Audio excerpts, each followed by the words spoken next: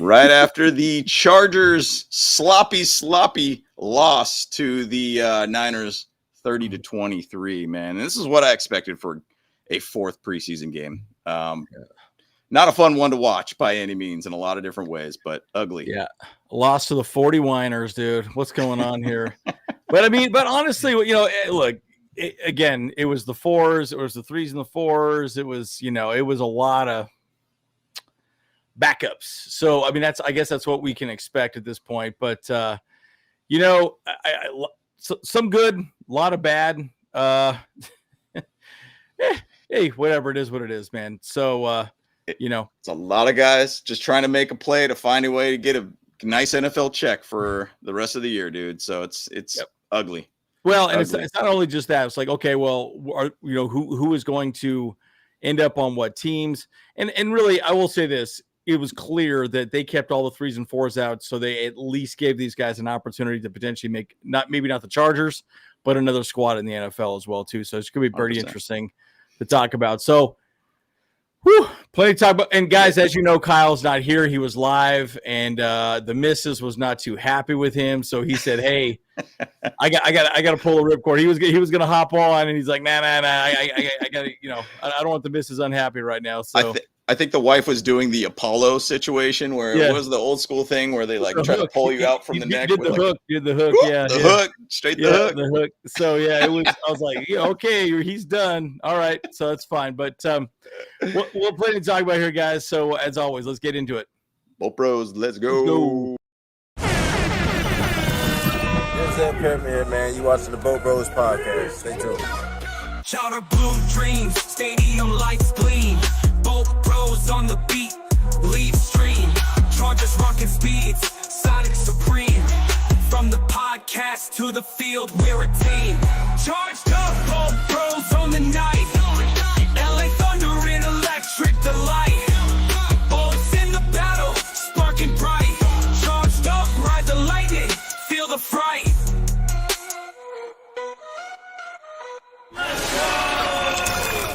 Okay. So, and I'll say this. I think, here we go. This we were literally just saying this as we were talking but Rice was horrible, dude. Yeah. And I'll say this. I don't know if it's nerves. I don't know if it's just, man, he just looks confused, befuddled. Yeah. All the above. It's such a strange thing. And so one thing I see with like a situation on a fourth preseason game, even a third preseason game, a lot of these guys are the four stringers guys that are trying to make plays, just trying to find a way to get on the team, find a way to get an NFL check kind of thing. And, Brennan Rice, I think as he's been in the NFL, I think he's had one snap officially in a real game, and he's just gradually just kind of going backwards with his career. And even when he had that one snap in a regular game, it just wasn't pretty. And it just seems like he just cannot put things together on field and the nerves gets to him or something. But I mean, he was good at USC with Caleb Williams. He wasn't too bad. Yeah. And Colorado, he was okay. It just can't put it out there correctly. And I said, he's not going to make this team, period. Practice squad 53. Yeah. And I don't think he's going to be on this team at all. When the finals team's here built out. There's so many wide receivers there as well too. I mean, Jalen Johnson. I can think of like seven other. I mean, what was 38? Delvion Campbell is another guy too. Campbell, bro, he was looking like a stud muffin, dude. Absolute stud. I mean, dude, bro, he'll easily make the practice. I'm just saying, but. Yep. Yeah, so let's talk about the stats, man. Wax. Oh, by the way, Wax. Yeah, I think he makes the squad. I think he makes 53-man roster. I think he's that good. Yeah. Josh Harris was hurt, which is pretty scary. I was like, oh boy. So interesting situation there. Tucker Fisk will probably make the squad just because he was the long snapper. So and he did a pretty good job. And I was like, wow, okay, well. And he's a great blocker, so pretty interesting conversation. But plenty to talk about here. So, DJ, hey, look, that interception was like, oh, my gosh. Like, what are you doing? Absolute gift. Now, he wasn't off his back foot. He threw it. I get it. But, man, I mean, that was the one big mistake, and everything else looked okay. I say the word okay because he missed a few, but Dude. Yeah, it was interesting. So that is our first interception thrown in preseason from. Oh, that's right. Yeah, it was. Yeah. So, yeah. And it was such a weird one because DJ, and it's funny, I will always say DJ Uiagalelei, and I don't probably still not right, but even the guys that were actually broadcasting the game, one of the guys kept calling him DJ U the whole time. He's like, I ain't even gonna try, dude. So I'm at least trying here, guys. But it was funny because that pick was so strange because it was literally like, I'm looking right at you. And I'm going to throw it directly to you kind of thing. And it just was like, dude, he was directly in your line of sight at that point. Like, I don't understand what he saw or what he was thinking. And it was just a really, really bad throw. But I think he was maybe just under pressure, felt like he needed to try to make a play. So, and he was under pressure. So let me put in the pronunciation. This is the exact pronunciation of his name. It's Uiagalelei.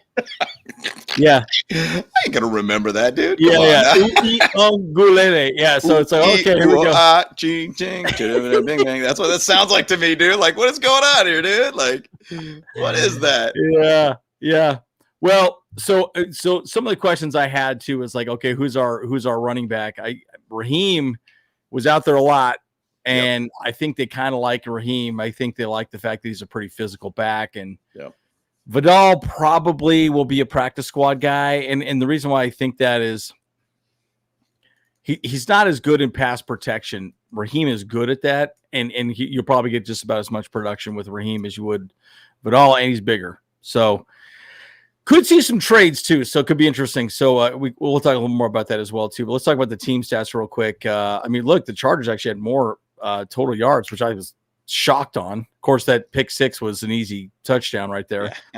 Passing yards was definitely better. Rushing yards, look, we were exactly the same, which kind of surprised me because, guys, first half, they only had 20 rushing yards the first half. That's only crazy. 20. Yeah.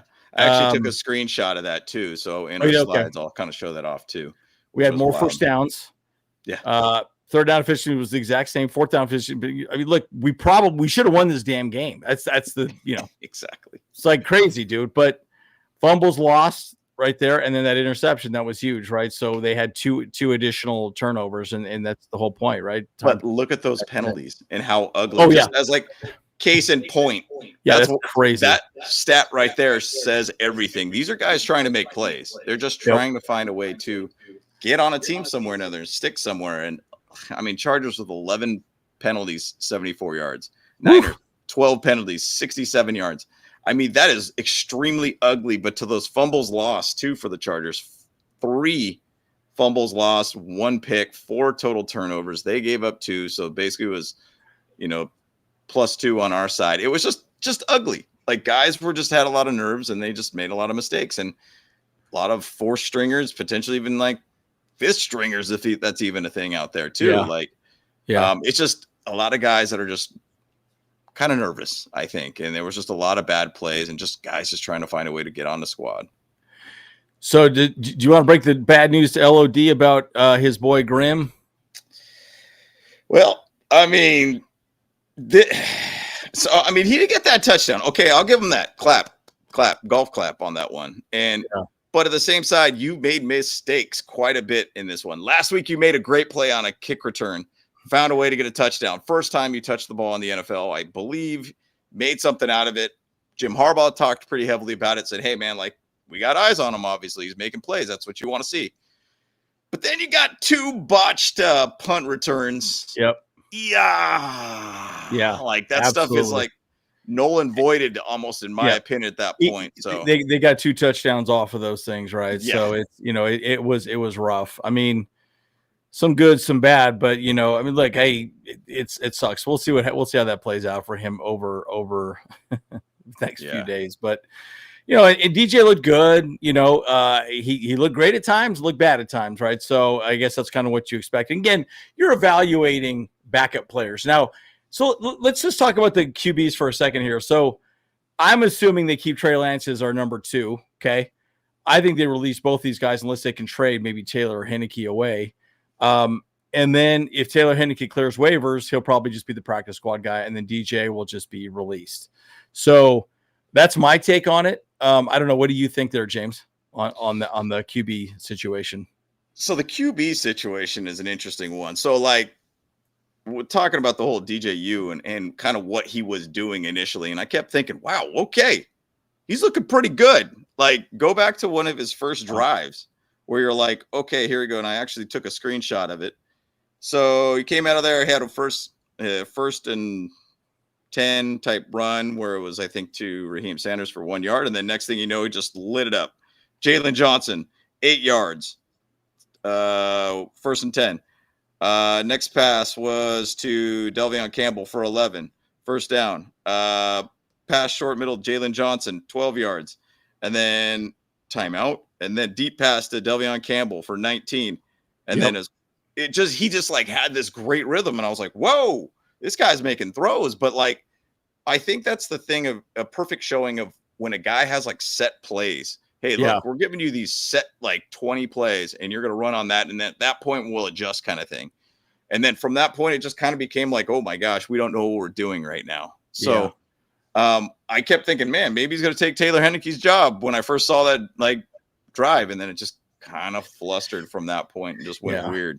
So it's going to be interesting to see what they do. But I mean, at this point, you probably have to go with experience a little bit, unfortunately. And I'd love to see more from DJ. I mean, it could be a guy you could possibly stash on the practice squad, but do you really want to try to put 2 on the practice squad? So and then Ortiz was talking. If you watch the Chargers broadcast off the website, that's what I watched. And because it wasn't broadcast locally, so I had to watch it off the computer, which is kind of annoying. But bottom line, he's like, look, our cuts are going to be hard. And I think last year was a lot easier.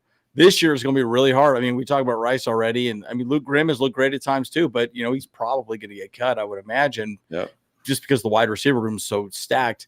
But Nyheim Hines had looked pretty dang good at times. And he's pretty good at special teams too. Of course, he had 2 muff punts as well. Yeah.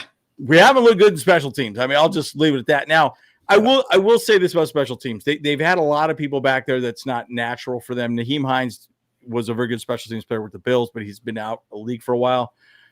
But they're looking for a guy that can be the second dude that can come out there and do that, right? Or the third or the fourth guy or whatever. But anyways, kind of interesting situation. But I will say about the whole punt return situation. So think about where Darius Davis is at with this team. Do you feel like he's more solidified as probably that 5th wide receiver on this team? You probably won't go any further. I don't imagine 6 wide receivers. They go 6, I think. You think you're going 6? Okay. Yep. So now that kind of puts this whole Nyheim Hines situation here. He had 2 muff punts last week. Didn't look good. Had a fumble in this game too. Yep. Do you try to add that guy's experience to this team at this point? Because I mean, he's essentially made 3 turnovers in the last 2 games for us. Yeah, and that's going to be the question mark. But you probably could tuck him away on the practice squad. Is what I would assume too. I think you can. Look, and we'll talk more about this too. But here's the thing: you got 90 players on every team in the NFL. Yep. They've already been evaluated, and they're already the players that you have, and you're still cutting down 90 to 53. Yep. And then you're still saying, okay, well, we'll let all these people go. We still want our guys back for the most part, but is somebody on another team more valuable than the few people you want back that you've already been working with? See, that's my point, right? Is that person that much better than the other people that you've cut? And I would argue probably not. So, I mean, that's just my take. So I think a lot of people will clear waivers personally. So, because I mean, the other teams got players that they want to keep. And so it's like, let's just say they have an adjustment of maybe 3 or 2 players that maybe some other team just picked them up and snatched them up after they got cut. For the most part, a lot of these guys will find their way, or at least I should say 16 players will find their way on the practice squad. Let's see if we get all 16 of the guys that we really think, okay, those are our good practice squad guys. Like Jalen Reagor's one that's kind of an interesting one to me. Yeah. Like, where are we going to go with him? Delvion Campbell, he's done well. Jalen Johnson's been on this team for 2 years, I believe, too. Yeah. Like, what are they going to do, and how many wide receivers are going to throw on the practice squad? Personally, in my opinion, I think we're going to really go after, if we're going to do a trade, I think we're going to go after some O-linemen somewhere, because there's a lot of bumps and bruises that we are having with this O-line. Yeah, and Bronson Taylor got hurt too. Yeah, exactly. And I got a slide to talk about that too. So yeah, I mean, Gadsden's going to make 53-man roster. Jalen 100%. Reagor probably practice squad. Jalen Johnson practice squad. Steve O'Closs probably. By the way, he was great. He was playing tight end as well too, which I thought was great. Naheem Hines probably could put on practice squad. Sanders, I think, makes the squad. That's my take. Obviously, Keandre Lambert-Smith makes the squad. He's on the bubble, but he's probably going to come on. Well, it depends. If they keep Yasmin, it depends. Are they going to keep Yasmin or are they going to keep Klotz? Because Klotz can play fullback and also tight end. Because isn't Yasmin also the international player? No. I thought he was the international player because then they could have that free spot for him. No, it's the other tight end. That guy's hurt though. He's on the injured reserve list. Yeah, I think didn't he get cut though? The other guy that was from Australia? No, he's still there. Unless he did get cut because I think he did get cut because of Thomas Yasmin because Yasmin essentially is an international player. Oh, is he really? Okay. Mm-hmm. Yep. So Yasmin's the guy. So essentially, he makes the squad just for that international spot. There we go. Though I did not know that. For some reason, I thought he was still on it. I guess the last time I checked, he was still on the injured list. So so he was from the Broncos. So interesting. So he'll be the international player. So, but Marlon Wax, I think, is going to make the squad no matter what. I think he played great in this game. I mean, it's been really good to see a lot of these edge guys kind of finding their ways with this team because that's one area that I have a concern with this team. The edge is kind of like how deep can we really be? And I looked at a lot of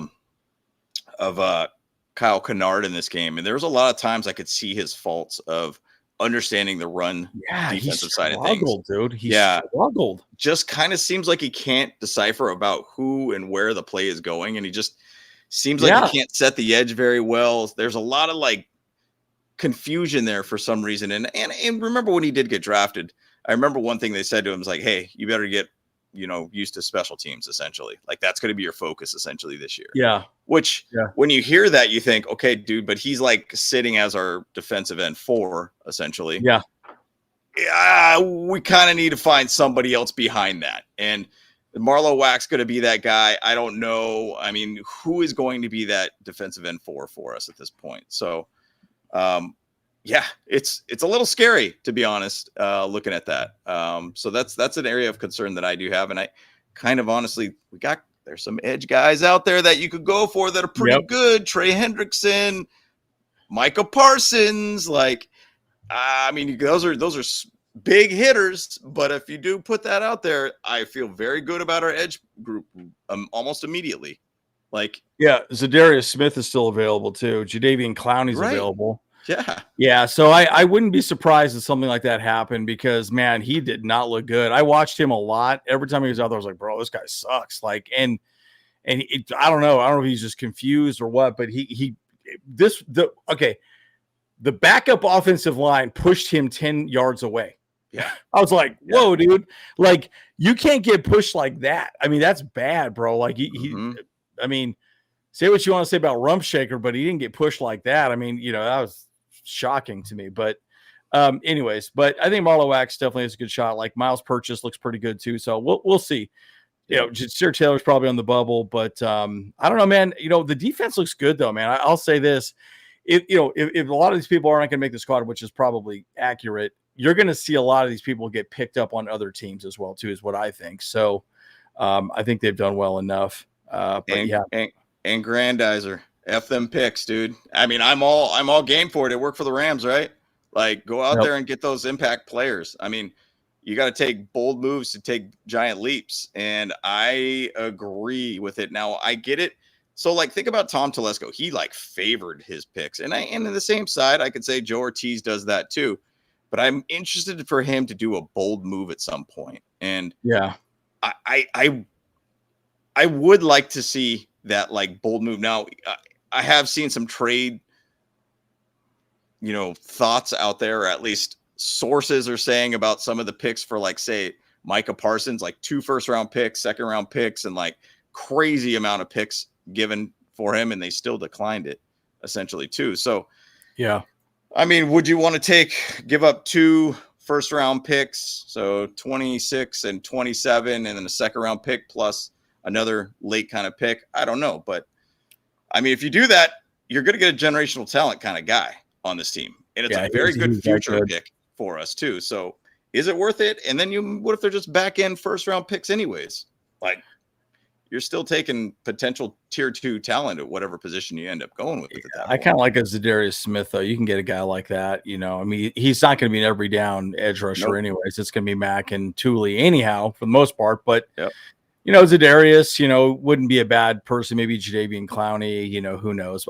Look, we'll see what happens. But it's Yep. just Kyle Kennard, I would say, of everyone in the draft, this draft has been the by far biggest disappointment. Here's the other thing I would say about Marlowe Wax as well, too. Colston still is not out there. Have you noticed that? He has not been out there. He's got, like, I feel so bad for this kid, but he just can't seem to stay healthy.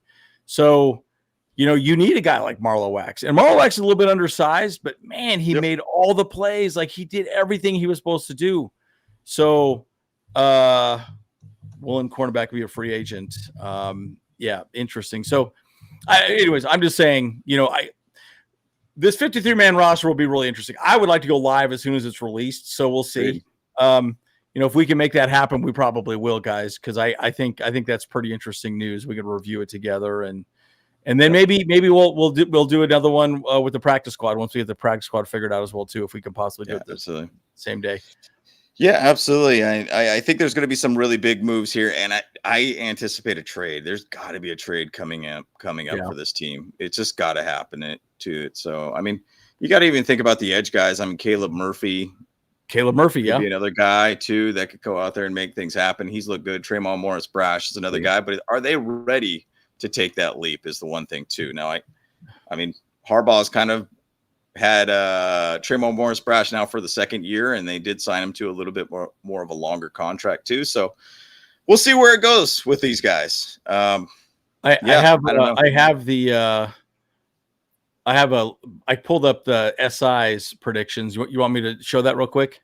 Sure. Yeah. If you want to just scroll through that real quick. Yeah. I figure we can just kind of go through that real fast. Hold on just a sec here.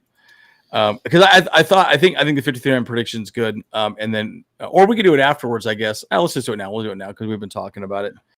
All right. So here we go. Here's 53-man prediction. So, Justin Herbert, obviously Trey Lance cuts. And I think if they can squeeze Taylor, they probably will and put him on the practice squad. But I don't know, man. You know, I don't think anyone's going to want DJ. I think that pick was a little bit weird, but you know, we'll see what happens. Running backs, Amari Hampton. See, I don't know about the Hassan Haskins thing. Where that makes sense is that he has special teams ability, right? He's pretty good special teams. But look at this. Raheem Sanders is there. That's such an interesting running back group there. Like to me, Hassan Haskins not like that guy that's going to really be able to. I mean, he did have some play, like a play I could think of last year where he had like kind of a shovel pass that he ended up running in for a touchdown. I want to say that was against the Bengals. I could be wrong on that one, but it's not like he's that impact guy. Now you got to say like Amari Hampton will be absolutely the bell cow at that point. Yeah. And, you know, Najee Harris being on the, you know, NFI list or whatnot. They said he's probably going to play week 1, which we'll see. We'll see. Matlock. Yep. Receivers, okay, Ladidi, no surprise there. Interesting though, they got Luke Grimm right there. Yeah, that ain't gonna happen. Yeah, because Darius Davis is going to be a more solidified like punt returner, and I think that's where his value really truly. See, but I think that's also why Luke Grimm got a lot of punts as well, right? Yep. I think that's exactly why he got them. Yeah, but because I think if he had made those catches, he probably would. I mean, could have potentially had a better shot at making the squad. Agreed. So, but you could probably put Jalen Reagor on the practice squad pretty easy, and Delvion Campbell, and maybe Jalen Johnson. I think Jalen Johnson's pretty solid too. But okay, receivers, tight ends, or as we like to call them, wide ends.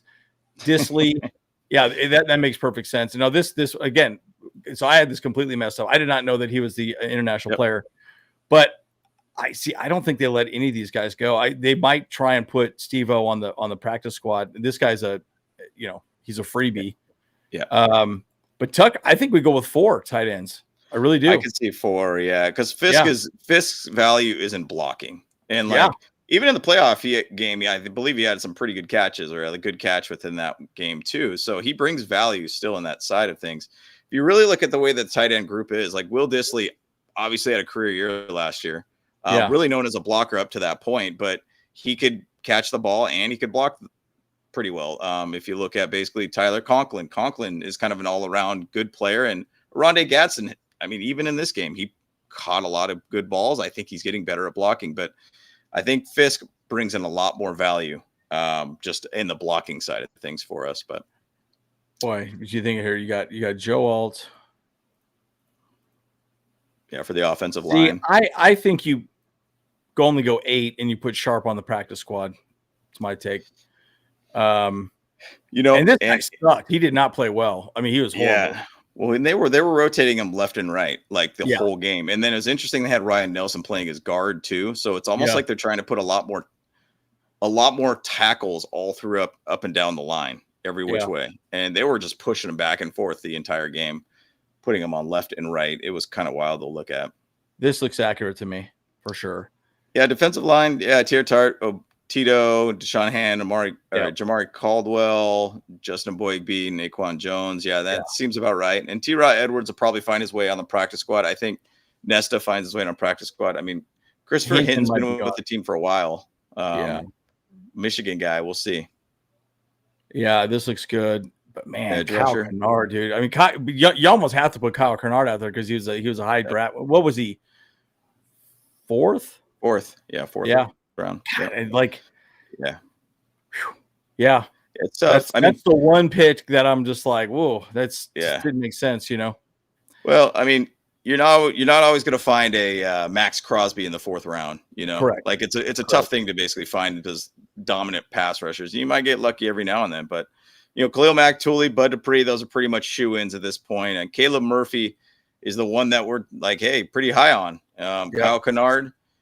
He's really there more for special teams. It's going to be one of those 3 special team guys that are like very specific to that. Could be that guy, but Tremont Morris Brash, I mean, they'll find a way on the practice squad too. Yeah. He'll probably make it, and then these guys won't make it. No.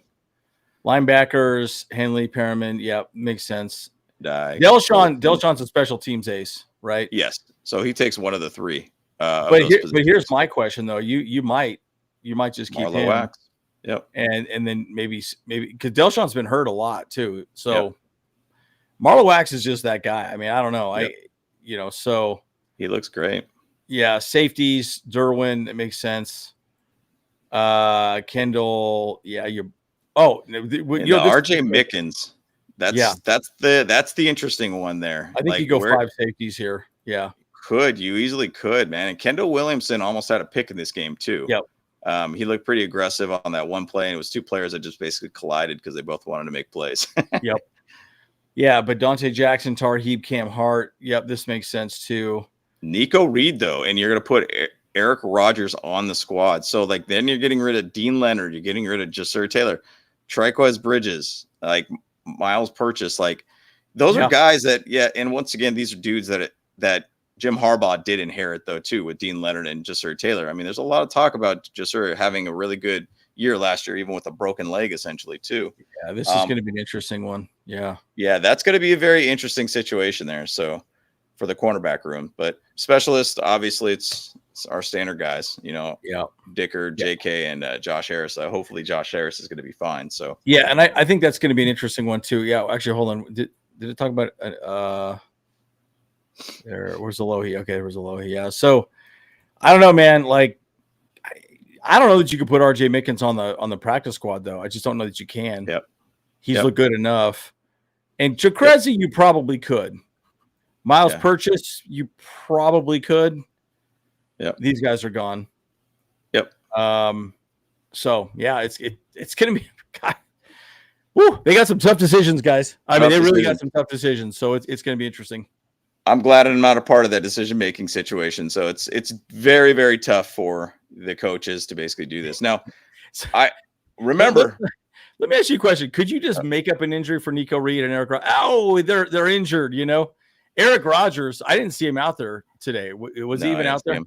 Nico made some plays out there. He was aggressive. I mean, aggressive tackles, made batted a couple passes. I mean, the guy was really good out there. He looked like what we expected him to be. Yeah, what I'm saying, Eric Rodgers wasn't out there. Didn't see Eric Rodgers at all. No. So I just think you should put him on the injured reserve immediately and say, hey, you know, and then save him for next year. It's kind of what I was thinking.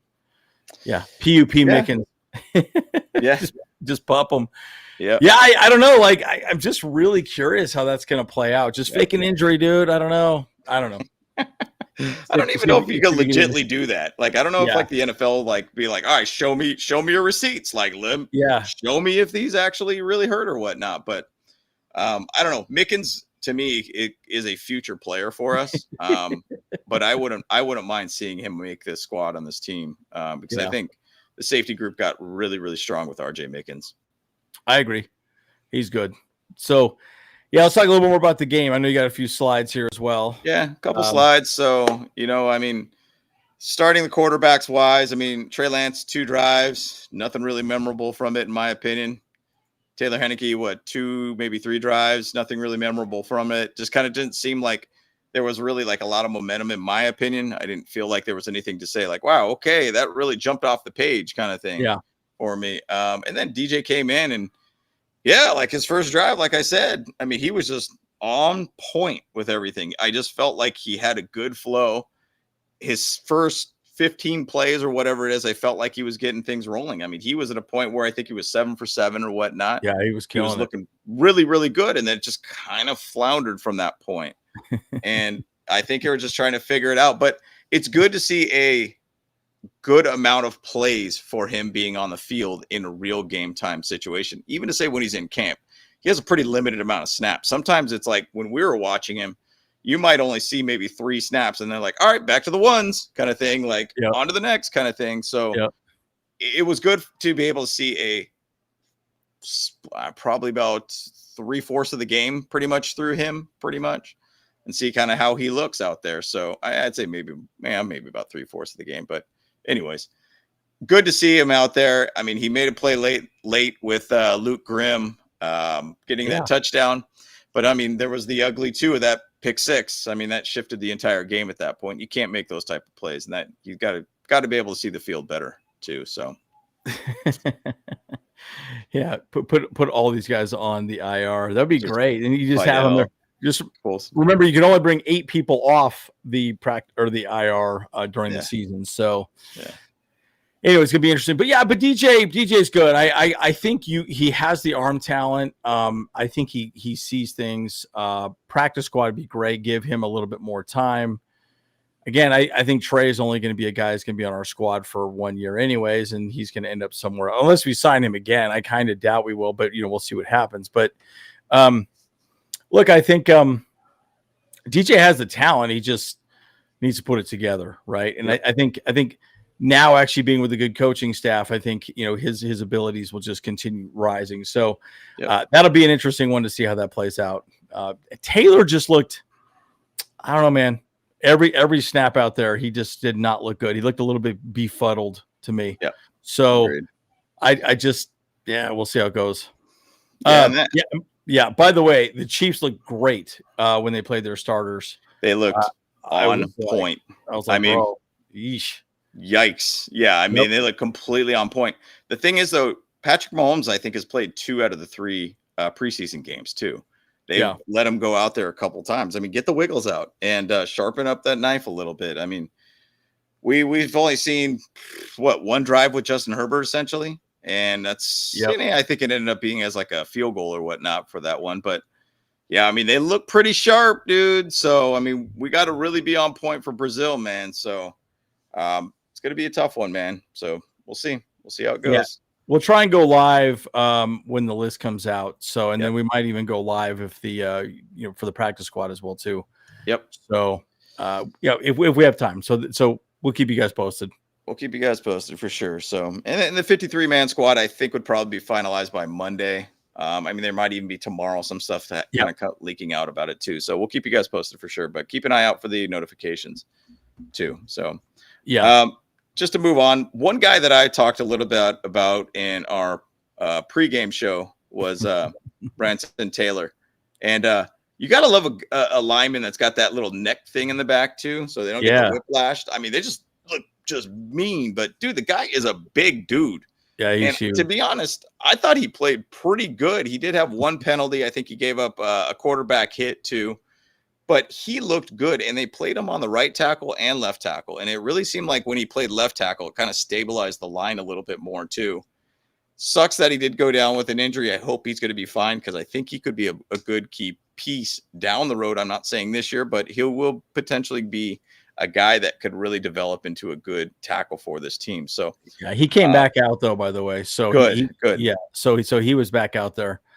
So I think it was something with his arm, Good. Who knows? Good. So, but I thought he looked good out there too. I think he's going to be a potential piece that they're going to really build out with, with his team for down the road type of situation. You got to think Pipkins is gone next year.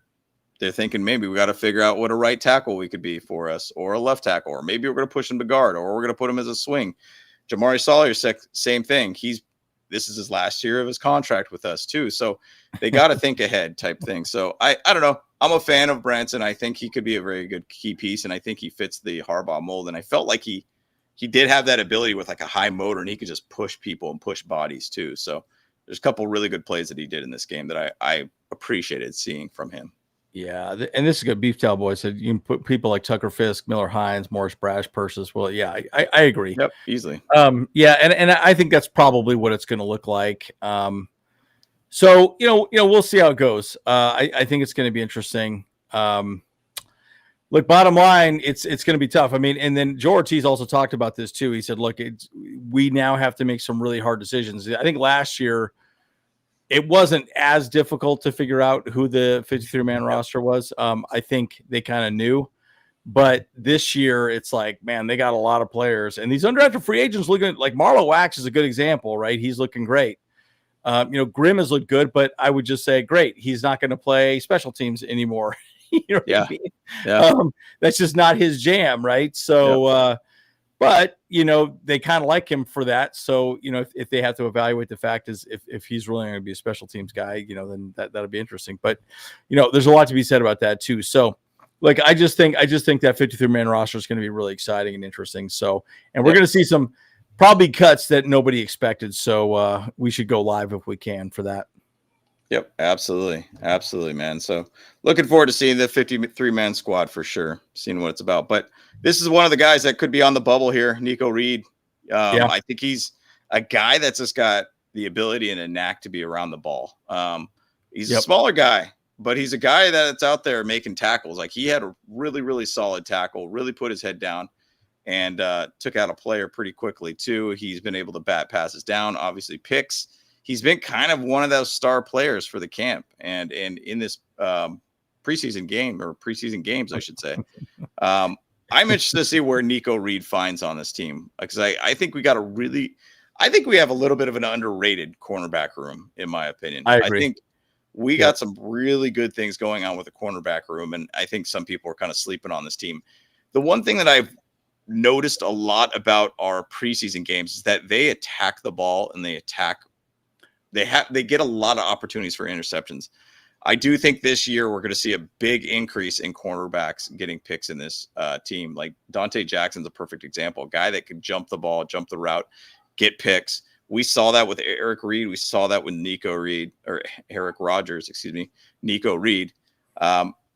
There's guys out there that jump these routes, and I think they're being taught that quite a bit, and they're doing a great job with that with this team. So I'm interested to see where Nico Reed ends up on this team. If it's going to be 53-man, or if it's going to end up being practice squad. Yeah, and again, I just really think most of these people will clear waivers as well. So if you did try to put them on practice squad, I think you probably will be okay. And for this young man too, right? At the end of the day, if he doesn't, if some other team scoops him up, maybe he has an opportunity to be on a 53-man roster somewhere, and good for him, but again, we always don't want to. That's one thing I love about the NFL too. And by the way, just so you guys know, in the IR, if you put somebody on the IR, they have to clear waivers as well too. Mm-hmm. So, so other teams can't scoop them up. Like, there was a guy that's on the IR, Josh Fuga, and we scooped up. I can't remember who else we grabbed for him, but he still had to clear waivers. Des Fitzpatrick still had to clear waivers, right? So anyways, it is an interesting conversation. And I think that's one thing I really like about the NFL is people can, anyways. So there's some things to be said about that. So funny about that comment below about the whole Madison Beer situation or whatever. So funny. Yeah. So apparently a lot of the Madison Beer fans are starting to like research who not Jim Harbaugh, Justin Herbert is. So now we're kind of got this potential Taylor Swift situation kind of growing with the Chargers. Now, Madison Beer to Taylor Swift, totally different type of spectrum of what level they're at or anything like that. But we might have this like pop star person, kind of hanging around the team. I think it's hilarious. I think it's hilarious to see. So, oh man, it's so funny. Yeah, it's hilarious. Well, NFL seems to like that kind of drama, right? You bring in the female vote. I don't even know who Madison Beer is, but she's pretty hot. She's a good looking chick. That's cool. I can't name a song. I have no idea who she is really. I mean, it ain't my jam, dude. You know what I mean? Ain't my jam, dude. Ain't my jam, dude. Ain't my jam. Anyways, but no, it's exciting. So we'll see. We'll see if we have the Taylor Swift and Justin Herbert type of drama. Madison Beer and Justin Herbert is so freaking ridiculous. That would start annoying me pretty bad. Like, shut up, get this out of here. Anyways. Going to point out one of the other players, and I know we talked about Marlo Wax. He's looking like a star out there. He's doing really good things. And Caleb Murphy, two guys that I think would find their way somewhere or another on this team. I think Caleb Murphy, in my opinion, should be the the fourth edge guy. I think he just looks better. He's got a higher motor. Yeah. It's probably him or Tremont Morris-Brash, in my opinion. I think he could really make a difference maker there. And Marlo Wax, man, just keeps making plays. And you got to love seeing that out there, too. And guys are seizing opportunities and making the best out of them. So that's something I'm going to keep an eye on, too, with these guys for the 53-man squad, or if it's going to end up being practice squad for them, too. So, yep. Yeah, good point. Madison Beer is hot. Taylor Swift is not. Yeah. And she's annoying. But I will say this. I'll say this. Kyle Kennard probably makes the squad no matter what, just because he's a draft pick and he'll get scooped up. And you'll look stupid if you waive a guy like that, right? I mean, you'd have to have a real reason to waive him.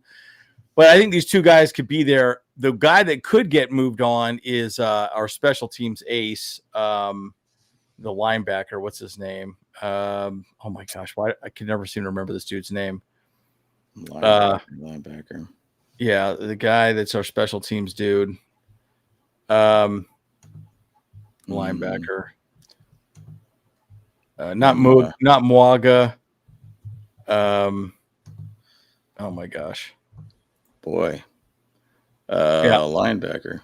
Yep, linebacker. It's Delshon Phillips. Delshon Phillips, yeah, because Delshon Phillips is also he's been injured forever. I think he just came in and played a few snaps this game at all. So again, I think if you could use someone like a Marlo Wax and Caleb Murphy to take that spot, you might be okay. But Delshon's supposed to be especially. I mean, but again, it goes back to the best ability is availability, right? And I think these two young guys have a better shot, right? So we'll see how it goes. I think it's really going to boil down to Ryan Fick, and Ryan Fick is probably going to make the decision on these guys right here. So here we go. Thank you. I was having a little mild stroke over here, Beef Towel Boy Phillips. Yeah, Delshon Phillips. There we go. I was like, I don't know.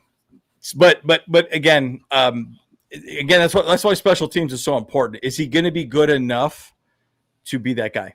So yep, absolutely. And it's interesting thing. I took a screenshot of the stats at halftime, and just looking at the dominance that the first half was. Yeah.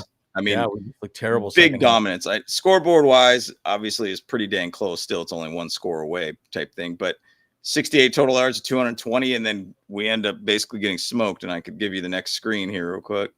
And I mean, look at the 8 penalties we still had before the half, which is still ugly. But the amount of penalties that the Niners end up having, they had 3, and they end up having 9 more from this point on, which is ugly. It's an ugly game, and the second half got real ugly for the Chargers. And this is what they had in the broadcast, and they showed off total yards. Los Angeles 220 yards in the first half, 68 to San Francisco, to 33 for the Chargers to 151. It was like a tale of two halves. And the second half just got real ugly. It got terrible looking all around. So this is what a fourth preseason game or a third preseason game, which is the normal way to look. Yeah. That every other team has out there. It's just generally a very ugly game all around. And that's kind of what I said within this game, that it's just going to be an ugly, ugly one. And literally was that. So, yeah. And it was all third and fourth strings. It was all everyone just empty the bench, let everyone play as much as possible. Yeah. And I'll say this too. I think San Francisco did a good job of coming out and adjusting their offense to our defense. Yeah, we didn't adjust our defense as much as we probably should have. So that was a bit disappointing in my opinion. But yeah, and we just didn't really adjust the offense much at all either. Nope. So yeah, you can't win that way, right? Hopefully that doesn't go that direction. Let's say Miguel asked a question about, are we really ready for week one? And, I don't. So you could kind of look to see what like the Chiefs are looking like, because they did end up having a little bit more, first team kind of go out there and play, and you kind of think, wow, they look great. Like, obviously, if the first team was playing against the Bears this week, the entire game, the Bears would have absolutely got smoked. Yeah. I mean, Ben Johnson even talked about it. He's like, our first team looked absolutely terrible against them. I mean, it was just a difference of talent, difference of potentially even preparedness for the Bears. The Chiefs are basically, Patrick Mahomes had the same quarterback, same offensive coordinator, essentially, or excuse me, head coach and offensive coordinator with Andy Reid, essentially, for his whole career. Yeah. That team knows that playbook up and down. Essentially, it's not a problem. Now, going with Ben Johnson, it's a whole new squad, a whole new everything for them. And they're going to have some bumps in the road. But are we ready is really the question. I'm not sure. We'll see. I mean, we only have one drive to really go off, and that was basically a field goal out of that. And it didn't look bad. I mean, Herbert was still making his throws, two for 5. I mean, I don't know. That's pretty much all we could see. But I'll say it to you this way: we haven't seen our ones at all, really. Yeah, we haven't seen enough, so we haven't seen anything. And so, and I, it's so weird. I keep questioning why would they keep putting their ones out the way that they do.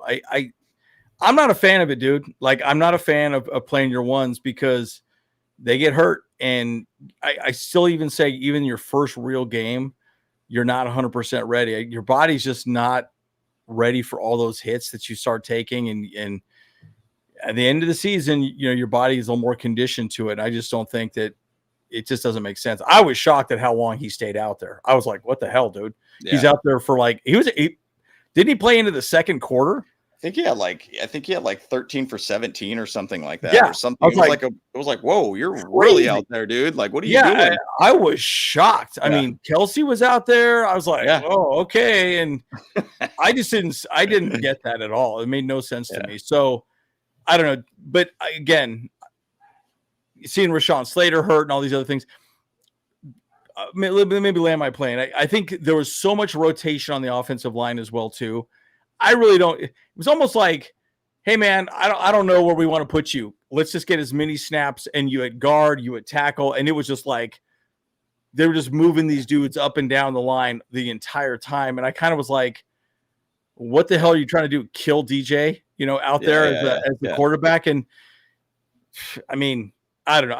I felt like it was a little strange the way they move people up and down the line, but clearly they're just trying to figure out where to put people and who makes the squad, who has more maybe versatility, is maybe what they were looking to see. But man, it was just interesting.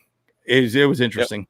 Well, HH4 even talked about, he said, this team is ready to play divisional football games. He says he sees an 0-3 start. If that happens, that is not going to be good for this team at all. Yep. Like, period. You can't. What is so insane to me is that we're going to pretty much have a gauntlet that you're going to have to deal with out of the gate for the first 3 games. And those are like big games. All of them are big games at that point. And I see us beating the Raiders. I think we'll beat the Broncos at home too. It's just about that Chiefs game. And if you want to win the division, you got to find a way to beat the Chiefs. If we do it week 1, that is going to be an absolute massive win for the entire division at that point.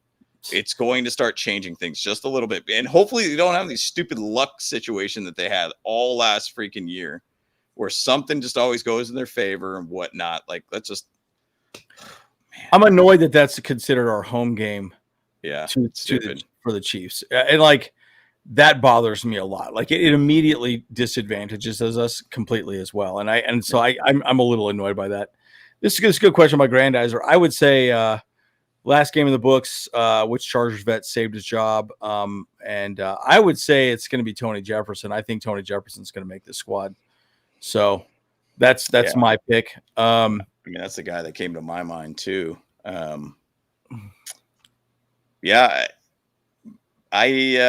can't really think of anybody else outside of that. I mean, and we didn't really see a whole heck of a lot of vets out there. I mean, the depth of things on the defensive end is kind of the thing that kind of throws me off a little bit, but it's not like there's a ton of like vets per se on that side of things. But yeah, Tony Jefferson's the guy that I think pretty much solidifies himself. Yeah, I think so. He just looks good out there, man. Yep. But he'll probably have to contribute in special teams as well too. I would assume. But yeah, getting to be an interesting situation, guys. This 53-man roster is going to be interesting. I feel like that's a pretty accurate 53-man roster that we covered. I think maybe one less offensive lineman and, maybe another safety. And, I think there's a little swizzling on some of that stuff, and it's going to boil down to special teams. And hell, maybe Del'Shawn Phillips doesn't even make the squad, or he just gets put on special teams. Who knows? Yeah. Or not special teams, pardon me, practice squad, if you can even put them on practice squad. And then, we'll see what happens with that. But I think it's going to be fascinating to see who actually makes a practice squad. I think that's going to be interesting. And the 53-man roster is going to be great. But are we ready to week one? I think we will be. I think then it will be all ones moving forward. And the practice squad folks will just be sitting there waiting, and they'll be the punching bags like they are going to be for the season, right? So it's going to be interesting. I'm excited, and I really hope that week one's going to be really interesting. I think today I may be less excited about week one, probably. Yes. Yeah. And I kept thinking like, oh boy, maybe we really aren't that ready.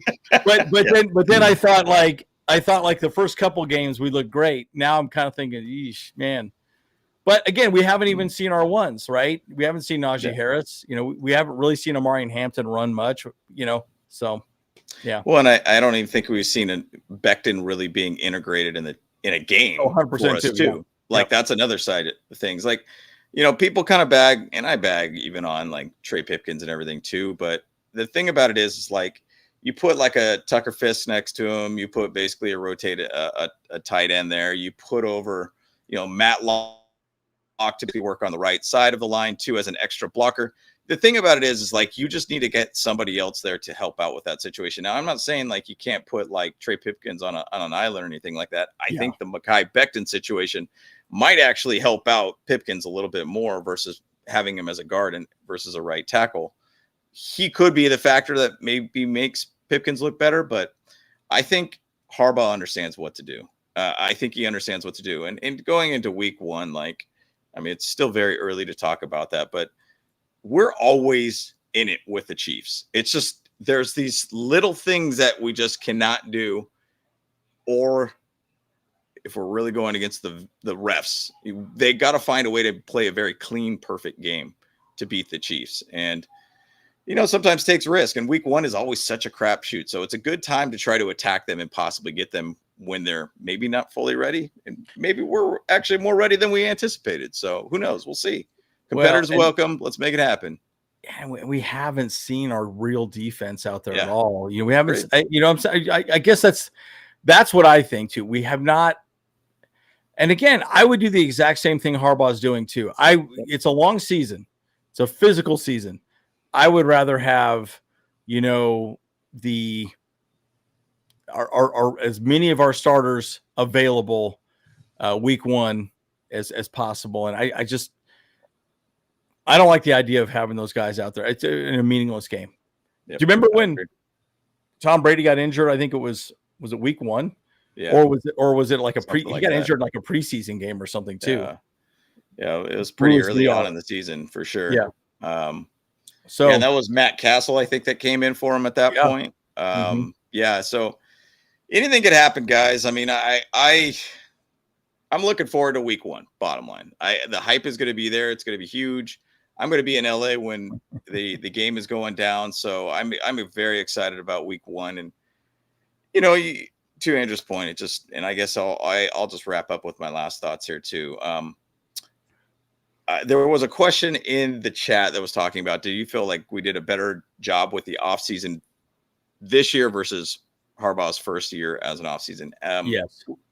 I absolutely think so. And why I say that is that we built up the running back room. You got a young running back to basically work with. You helped out with the O-line with Mekhi Becton. The Rashawn Slater situation is obviously a very big negative.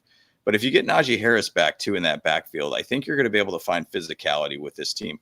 Yeah. I think Omarion Hampton could be a dude that's in running for Rookie of the Year, in my opinion, because he's got a great chance to be RB1 and really take that true RB1 for this entire season. Just go back to last week and seeing his physicality of his runs.